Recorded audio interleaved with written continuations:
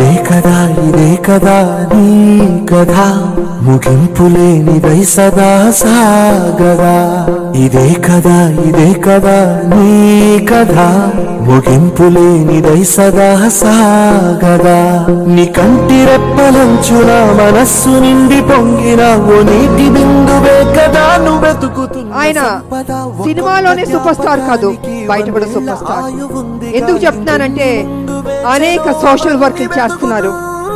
1000 మంది ఆడబిడ్డలకి గుండె ఆపరేషన్ చేశారంటే మామూలు విషయం కాదు, గ్రేట్ అనే చెప్పాలి. మహర్షిలాగా సాగదా మనుష్యులందరికీ కదా, మహర్షిలాగా